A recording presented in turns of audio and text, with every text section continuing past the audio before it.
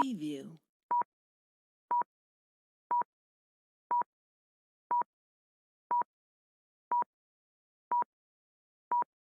Preview.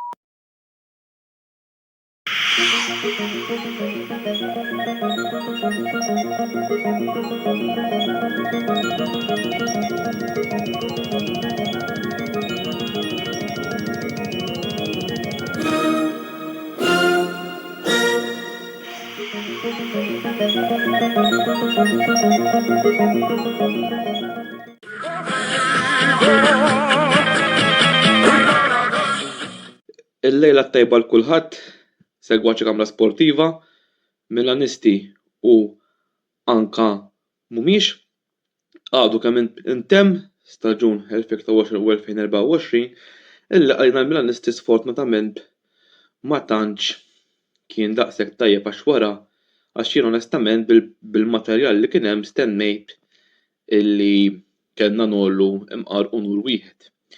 Fuq il-logħba ta' Milan tlieta Salernitana tlieta m'għandix xi ngħid, però ħanejt illi naħseb kienet l-iktar partita emozjonanti għalija. Għaliex ovvjament waslet l-avventura tmiem ta' Simon Kjaer u Olivier Giroud u l-coach Stefano Pioli. Olivier Giroud ħajibqa' mfakkar għalik illi rbaħna minn fuq l-Inter b'doppjetta u skurja l-aħħar gowl tiegħu nhar is-Sibt illi għadda biex għalaq 3 snin brillanti bil-flok ta' Milan fejn dejjem rajna l-qalb ta' dan il-plejer u l-iktar logħba li ħatibqa' l-qalbi kienet dik ta' Ottubru li għadda ġewwa Xejn wieħed fejn daħal goalkeeper biex iżomm ir-riżultat hemmhekk inti tara l-imħabba u l-lealtà li kellu lejn it-tim.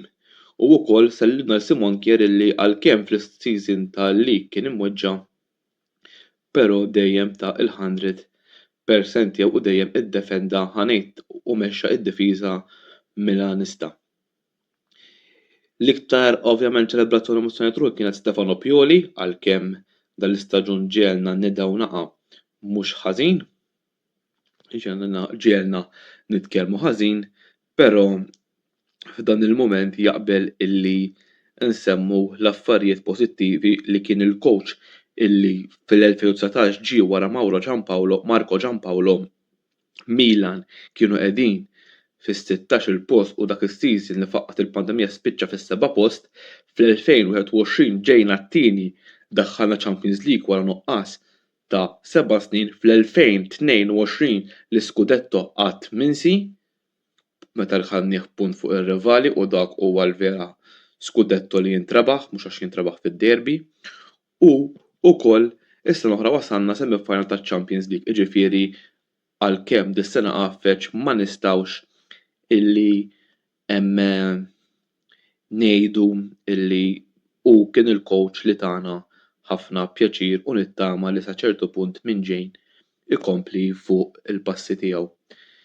Mela, ovvjament kienet sorpriża li ħajtneħħa Pioli iva jew le, definittivament mistoqsija ovvja illi le ma kienet sorpriża definittivament xejn. Għax wara r-riżultat wara li ġie eliminat minn Roma ir-realtà hi illi postu ma kienx għadu coach ta' Milan. Issa min ġej floku jidher illi ħajkun Paolo Fonseca qatt m'hemm xejn uffiċjali min-naħa tal-klabb ħanitkellem straight mhuwiex il-favorit tiegħi, però irridu nistennew. Ma nistgħux ħafna Milanisti għax ġejda immorru niffirmaw għax ma rridux. Pioli kulħadd kien sejjer Pioli tibda minn l-ewwel wieħed u mbagħad tagħna r-riżultat.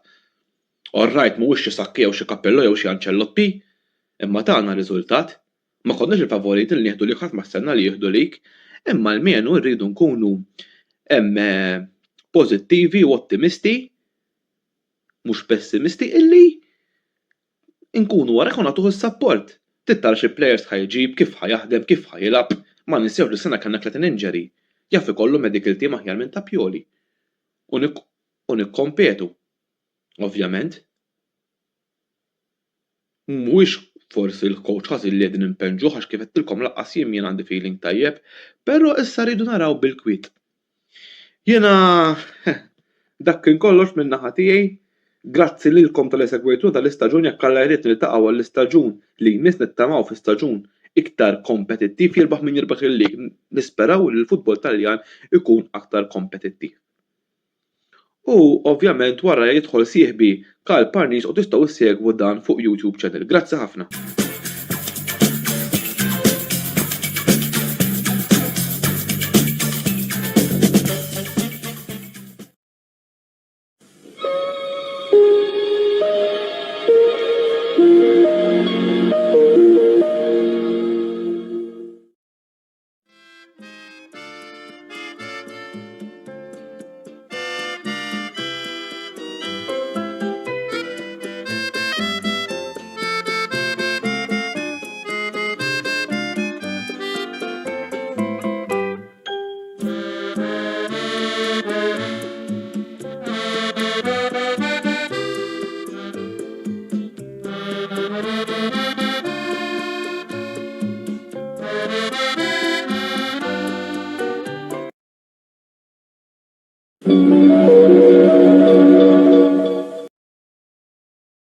Qed tfittex sofner ta' kwalità u li fl-istess ħin tibżaq għall-ambjent kull tip ta' deterġent li jinkludu skassatore tal-platti u tal-art li fihom inti tista' ġib il-fixkun tiegħek tibżaq għall-ambjent.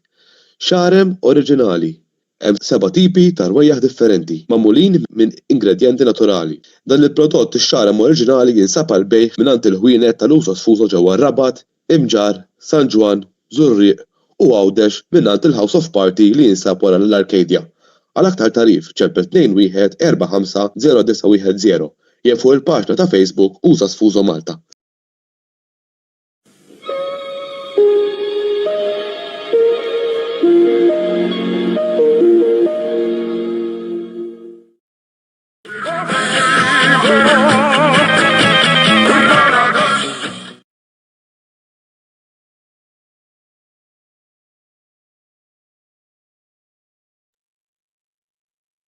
Buonasera, amici! X'issibtuna ħankun hawn qed nikbi? M'hemmx tagħmel. Laqqas il-meżoniet ma ħadna. Affarijiet tew l-ħajja ta' dawk. Biss it-turning point tar-Roma tal-istaġun kienu 2. It-telfa banali ġewwa l-Olimpico kontra l-Bayer Leverkusen għax fil-fatt kif rajna fit-tieni leg għalkemm jinxu kon ngħid lil Bayer Leverkusen li tqaltin ngħid xorta kellna ċans Bernardo imma il-lob jiġi minn okkażjonijiet u t-telfahom mal-Bologna fil-lig. Kienu ġiex partiti li ridna nerpu imma tlifna. Biss mu se nxejjen xejn u rid nistama' ċar u konċiż ma jinsen xejjen xejn mill-mertu ta' De Rossi. Għax kieku De Rossi kif kondem ngħid u nibqa' ngħid ħadd mexxija qabel naħseb dan l-istaġun konna nsalvaw. Biss jien fl-Atalanta qatt ma ttamajt apparti minn hekk ma jien karattru tiegħi jien it-tip ta' karattru li għandi huwa dak it-tip ta' bniedem li ħoj ara x'tagħmel inti u mhux tiddependi minn ħaddieħor.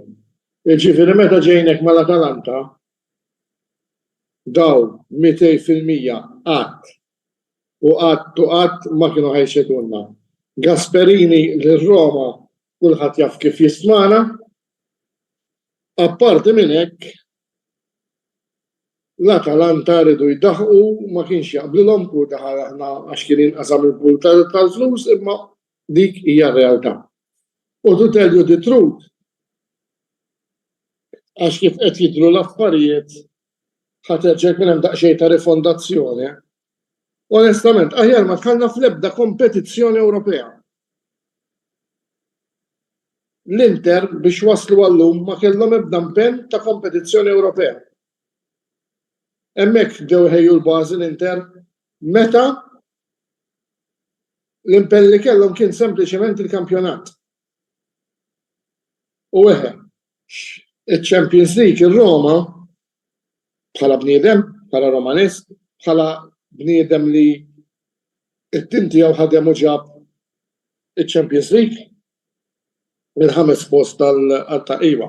Xtaqt li Roma nagħmluha, imma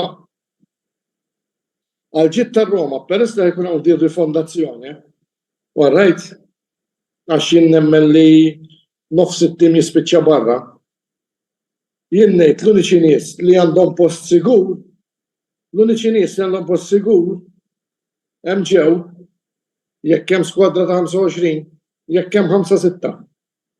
Għandek Żvilar li Alla batilna tajba minħabba l-fatt li biex tixxi gowl it-treb trid mal-20-30 miljun dak frankajni għax kien qiegħed għandna, kien ipparkjat imma l-aġeb ta' setu ball il-Granalla minn għalih ma kienx jilagħbu biex jilagħab ir-Rui Patricio. Wara għandek is-sigurtà ta' Mancini, ngħid li jibqa', ngħid plejers oħra fuq wara li jibqgħu Mandiċka kif ukoll il-Llorente u Angelino. Il-bqija żguri plejers bħal Karsdorp u hekk naħseb Ruma spiċċalhom it-term. F'nofs il-ground ovvjament għandek Pellegrini, Cristante u Paredes. Issa hemm il-logħba ta' quddiem. Jiena li xaraw inżommu. Tammy Abraham hawn min ma qadru, imma ma qadrux. Tammy Abraham kien sempliċement sfortunat. Tagħmel sena nieqes mix-xajta ta' jiġifieri Lukaku. Ma nafx għandi feeling jien ma nafx. Li jekk Lukaku inqas il-pretenzjonijiet, ngħid jibqa' Ruma. U anke Dybala. Għandi dak il-feeling imma l-bqija naħseb jien jiddispjaċini jekk ma jżommux tasbu għax plejer duttili ħafna mis-serġa ġejjin plejers oħrajn li kienu prestito bħal Belotti. Insomma, ħajkun sajf sabiħ għalina s-supporters tar-Roma minħabba l-fatt li ħanaraw issa li d-darba x'ħajnbena permezz ta' De Rossi. Bażi soda hemm, iva. Imma issa rridu nimxu pass pass. Mela, nikkummentaw ftit fuq il-logħba tal-bieraħ. Jiena li l-logħba tal-bieraħ ġiet kompromessa permezz tal-logħba ta' qabel. Isek di bħal meta inti tmur għall-eżami u tkun taf tagħmel x'ħad tagħmel xorta minn tista' tgħaddi. Mela, xiex importanti li l-bieraħ ir-Roma kien li jonoraw il-fixture. L-ikbar dispjaċir li għandi il-bieraħ huwa wieħed li minħabba il-coldness, minħabba isun nuqqas tampen tar-Roma bata l-konsegwenzi bniedem li Roma tana diversi pjaċiri kemm bħala plejer kif ukoll bħala coach.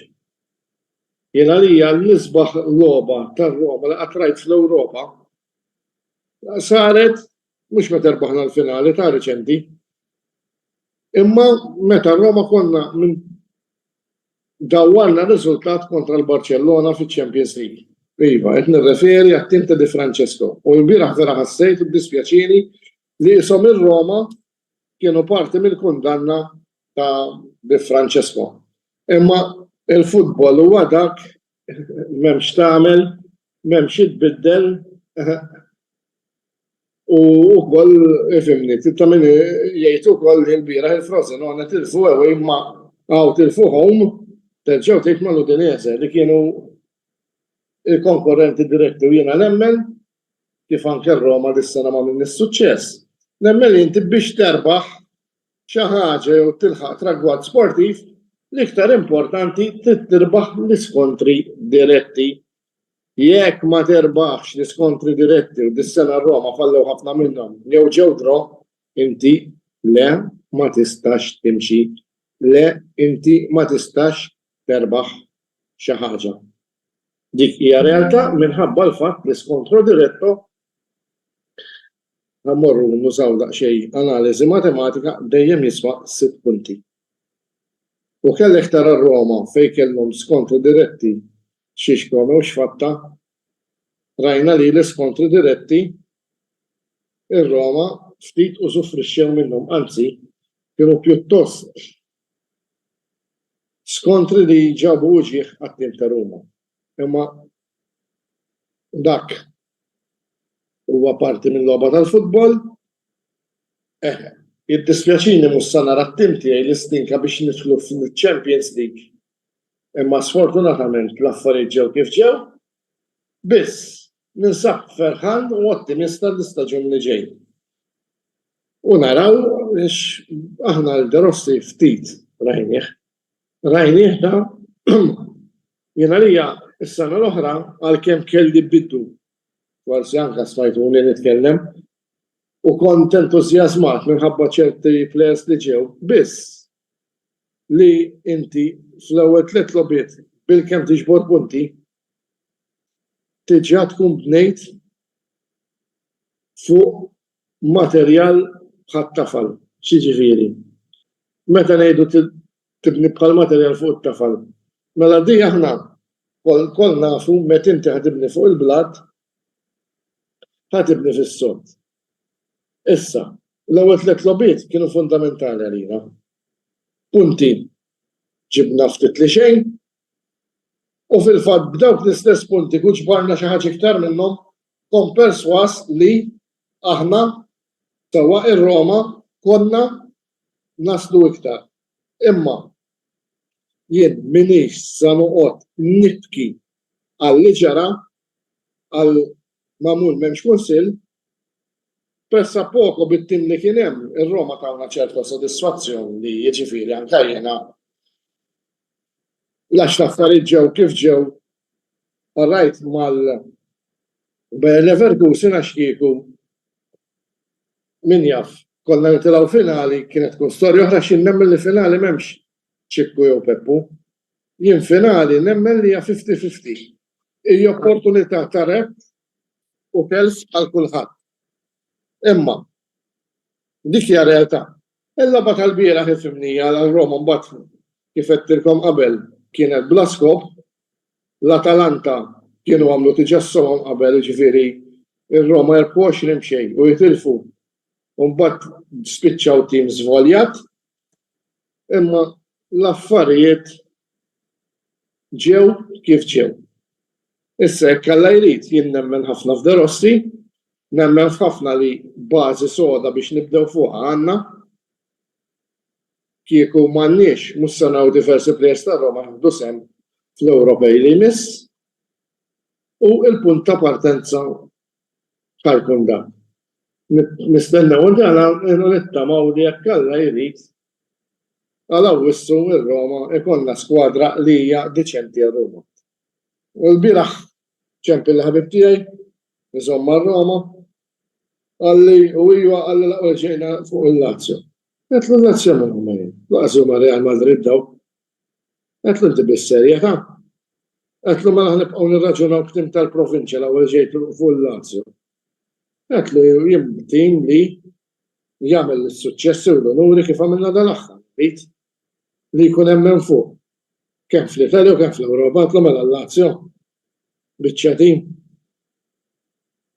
li ma jafu ħadd. Imma nsammerħila ma jibdew jaħsbu qed nagħtuhom ċerta importanza. Illum prattikament dan kien l-aħħar messaġġ tiegħi. Għaddew bħal-ħolma trasmissjoni wara l-oħra, laqa wara l-oħra, meeting wara l-ieħor, laqa sidiet nemmen li wasalna saw, trid tqis kien rekord ta' programmi fuq 200. Nixtieq nirringrazzja u nieħu l-opportunità li nsellem il dawk kollha li kemm ma kontx nafhom, imma sirt nafhom permezz ta' hekk, kien jgħiduli Karl, grazzi kemm nieħu pjaċir narawk titkellem fuq it-tim ta' Roma għax ma titkellimx passjoni, ma titkellem fejn hu s-sodisfett, abjad abjad. Jiena dak kien il-kull dak huwa l-karattru tiegħi. Min iħobbni jogħodni, jiġifieri ifhimni la dejjem kont sinċir nemmen li kont sinċir kif tafu qatt ma għajjart jew bad ma' ħadd għax jiena min jinkieni niddejjaq allura jien Nipprova ma ninkix jien nemmen ħafna fir-regola tad-deb. Ir-regola tad-deb hija din. Meta inti punta subajk għandek wieħed iħares lejn Alla u tlieta jħarsu lejk.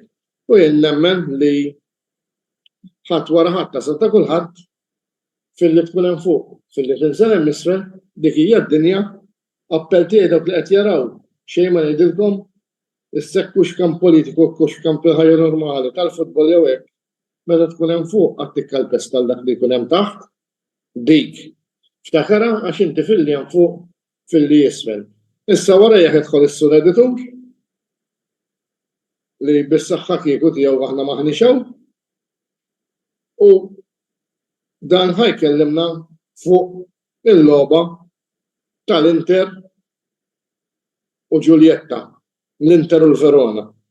Jiġifieri issa tkun vera tal-aħħar, l-aħħar tixjira li hija minn hawn, ngħidilkom notte ġast qabel jidħol Antonello ħajkun hemm mument żgħir ta' pubbliċità u wara jidħol l-editur bl-intervent tiegħu. Nixtieq nirringrazzjakom minn qalbi u nispera li jekk mhux f'dan il-format nerġgħu nagħmlu kuntatt magħkom min jaf forsi xi ħaġa differenti issa d-dieħla biss naraw. Grazzi sliem il kulħadd. Forza Roma! Vinci per noi! Ole Roma! Ale! U xejn ma ngħidilkom, kulħadd jaf jippoppa sidru meta t-tim ikun fil-glorja, it-tim titħobbu l-vera supporter meta tkun hemm isfel. Ciao a tutti belli e brutti. E dai Roma sempre!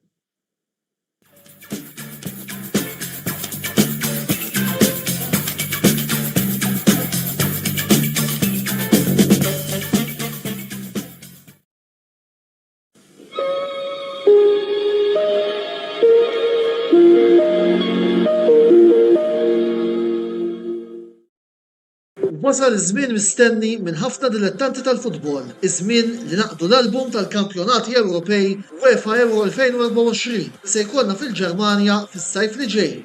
Game Breaker se jkollu disponibbli sew l-album kif ukoll il-pakketti tar-ritratti fil-ġranet li ġejjin. Għalhekk żuru l-istabbiliment tagħhom f'Birkirkara għal iżjed informazzjoni u ibdew waħsbu għal kollezzjoni ġdida, il-kollezzjoni ta' UEFA Euro 2024. Game Breaker, l-aqwa logħob tal-PlayStation, Xbox u Switch.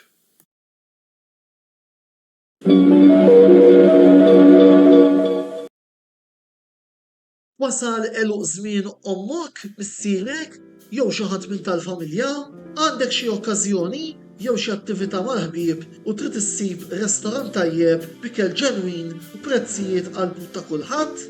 Post wieħed għandek issib El-Katalan tax-Xajra fejn issib għażla vasta ta' pizza, pasta, grills u għaġin f'atmosfera b'element familjari. Għal bookings ċempel fuq 21-800 997 jew żur is-sit tagħna għal iżjed informazzjoni. El-Katalan, ir-ristorant għalik.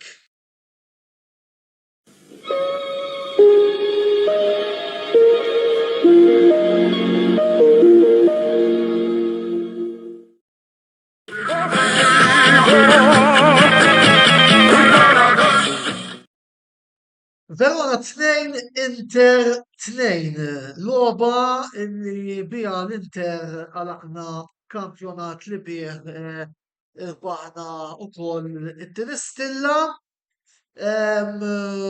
Però qabel ma nibda nitkellem fuq din il-logħba naf li l-aħħar ġurnata ma permettuli nirreġistra ilment kontra d-deċiżjoni skandaluża tal-Lega Calcio u ta' DAZN illi ħallu Verona Inter għal ħadd fil-għaxija. Meta sew il-Verona u sew l-Inter ma kellhomx tal-fejn jilagħbu. Din kienet logħba li kellha tintlab addirittura s-sibt. Xejn kellhom żommu f'rashom li il-plejers tan-Nazzjonal Taljana li jilagħbu mal-Inter ikollhom ġurnata ekstra mistrieħ qabel ma jmorru Coverciano. U allura kontentilhom is-sibt imma dew jaġlu ħarġu l-fixtures qabel ma spittat il-logħba tal-Verona u għalhekk bħadd kellna nistennew sal-aħħar sekonda biex nilagħbu l-logħba tagħna. Nerġa' ntenni deċiżjoni skandaluża. Almenu rajna logħba sabiħa però fejn minkejja l-fatt li ż-żewġ timijiet ma kellhomx xiex jilagħbu, iż-żewġ timijiet offrew futbol sabiħ. L-ewwel ħaf kien iktar tal-Verona, t-tieni ħaf kien iktar tal-Inter u il-protagonista kien Marko Arnautovic illi skurja dopjetta għal-tim ta' Simone Inzaghi. Naħseb bit-tama illi forsi nerġgħu nżommu għall-istaġun li ġej. Illi fuq hekk il-problema hija li l-età. Għaliex biex nkunu għedna kollox, jiena din is-sena Arnautovic meta kien hemm bżonnu dina vera kien hemm ċertu lob li ġalni nkanta biex nkun dirett fosthom il-logħba tal-Atletico Madrid illi falla ċans illi naħseb kien deċiżiv għal-fini ta' kwalifikazzjoni ma skurja wkoll il-gowl li beħirbaħna il-logħba f'San Siro.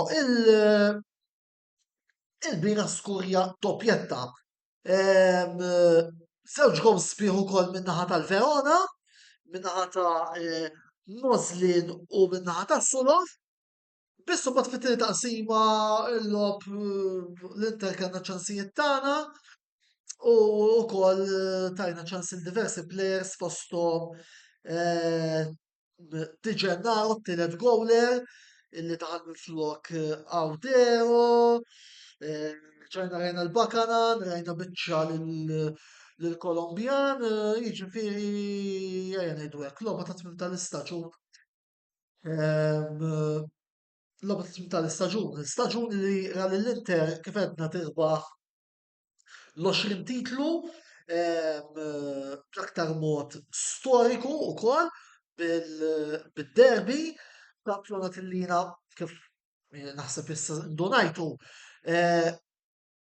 għalija l-kampjonat irbaħnieh kontra Roma fi frar.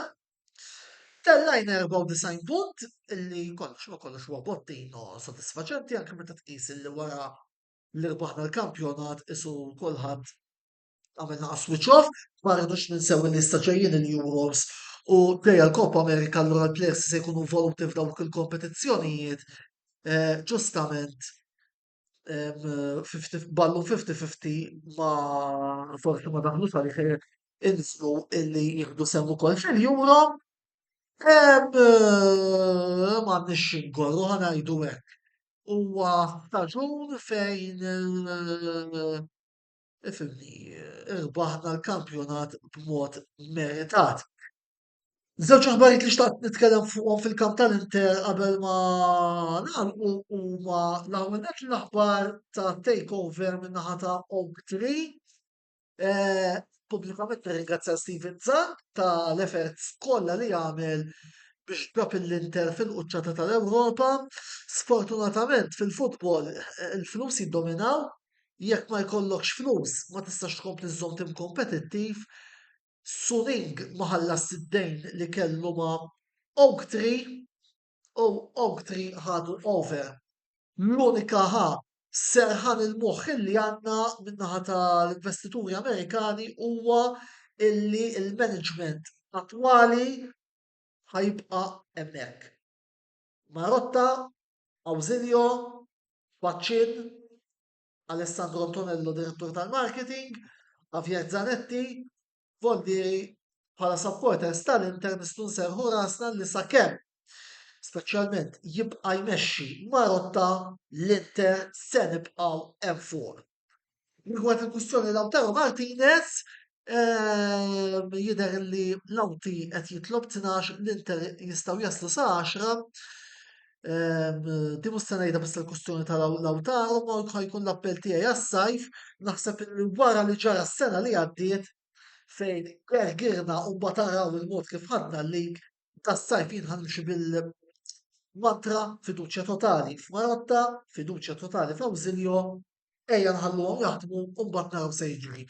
Mill-bqija ejja ħangawdu s-sajf, issa ovvjament jiena fil-każ tiegħi hemm ukoll UEFA Euro 24 fejn nisperaw illi l-Ingilterra tibli nżommija u jien fil-Euro fin-nazzjonal parti Malta ovvjament, ma nitkellmu fil-Euro 24, l-Ingilterra ituni naqra pjaċir bħalma tawni l-Inter dis-sena. Mbagħad l-Inter naraw naqra staġun twil ieħor 24-25 fejn irridu niddefendu l-iskudetto u għandna diversi kompetizzjonijiet oħra ma fuq hekk se jkollna ċans illi nitkellmu. Dak kien il-kumment rigward Verona Inter rigward l-aħħar battut tal-istaġun ta' l-Inter b'mod uffiċjali. Issa ukoll dan ifisser illi wasalna biex ukoll nagħmlu d-diskors konklusiv tagħna għal dan l-istaġun. Kull bidu għandu tmiem qabel xejn u nixtieq inħabbar illi wara 205 programmi Mix Zone ser jieqaf hawnhekk. Dina ser tkun l-aħħar puntata ta' dan il-programm Mix Zone, ma jfissirx illi il-programmi l-oħra ser jifqu, il-programmi l-oħra se jkomplu. Tajb nfakarkom ukoll illi issa għal-Euro ser ikollna programmi imtellajn apposta li tejmexxi Wayne Mikallef, botta risposta ser nagħlqu l-aħħar żewġ programmi nhar il-ħamis li ġej il-ħamis ta' wara, u mbagħad għandu jerġa' jirritorna f'Awwissu, il-post race analysis se jkomplu wkoll, il-programm tal-Formula 1 se jkomplu wkoll, biss anke minħabba raġunijiet ta' natura personali ser kolli kontra qalbi emnuni inwaqqaf il-programm Mix Zone. Ovvjament issa kif se jkunu format il-palinsestana l-istaġun li ġej dak mbagħad nkun nitkellmu f'Awwissu għalissa wara x-xitwa ta' xogħol, ħidma, produzzjonijiet, il-jien twal ta' preparamenti, sagrifiċċji, issa naħseb illi wasal iż-żmien ukoll anke għalija li ngawdi naqra s-sajf u naqra pjaċir għal xwara kollox lilin mill-laptop, lilin mill-mikrofoni hemm ukoll ħajja oħra. Qabel ma rridx nagħlaq però qabel ma nirringrazzja lil diversi fatturi. L-ewwel nett nixtieq li nirringrazzja lil YouTubers kollha tagħna, Mark Xkembri għal Juventus, Karl Pajnis għal Roma, Joseph Magri għal Milan, illi wkoll se jkunu qed jidhru fil-programmi tagħna tas-sena d-dieħla. Grazzi wkoll lill-YouTubers Ingliżi, Universal Fluna u Brady Buġel Manchester United. Brady li wkoll huwa parti mill-production team tagħna. Julian Grifti ta' Liverpool, Karim, Elebraxi Chelsea u Kurt Kembri tal-Arsenal. Għamiltu biċċa xogħol kbira.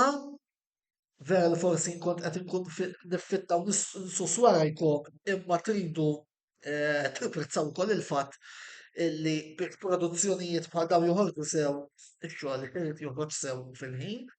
Ma rridx ninsa lill-announcer tagħna Lorjana Brinkat illi għamlet 39 programm fejn ukoll provajna nkunu ta' gwida lejkom mill-aqwa u anke lid-designer Dejan de Brinkat ta' dawn il-logos li għamlilna li fadallu xitina bħala logos iżjed il-qoddim ukoll.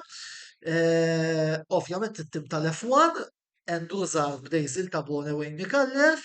Ringrazzjoni wkoll kemm il-programmi tal-F1 se jkomplu. Nerġa' ntenni. Grazzi wkoll lill-sponsors kollha tagħna illi huma Chemiclean, il-Catalan, Game Breaker, Spaces, The Barber Room, kif ukoll l-sponsors ta' meta jkun il-programmi tal-Formula 1 illi huma il-Pinkies tal-Pjetà. Grazzi wkoll tas-sapport illi urejtuna matul dan l-istaġun u nisperaw ukoll illi fl-istaġun li ġej u l-formati ta' programmi ta' se jkollna tkomplu tuna appoġġ għaliex mingħajr dal-appoġġ tagħhom aħna ma nkunux nistgħu ntellaw dawn il-programmi. Il-programm li issa minn hawn ftit ieħor ser ikun qiegħed fuq il-YouTube channel tagħna wkoll għaldaqstant tinsewx dik is-subscribe għaliex apparti li taraw il-programmi kollha li ħriġna, programmi futuri tkunu tistgħu tarawhom ukoll hemmhekk. Jiena narakom nhar il-ħamis għal programm Botta u Risposta fejn ser niddiskutu nagħmlu season roundup tal-Premier League.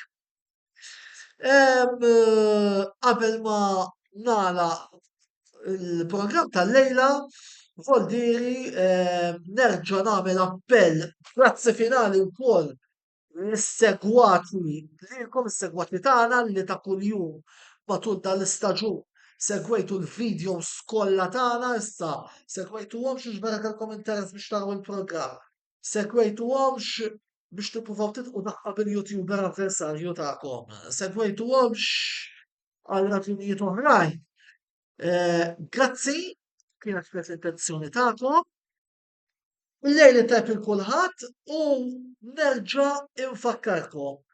Migżon ser jieqaf hawn imma l-kamra sportiva le.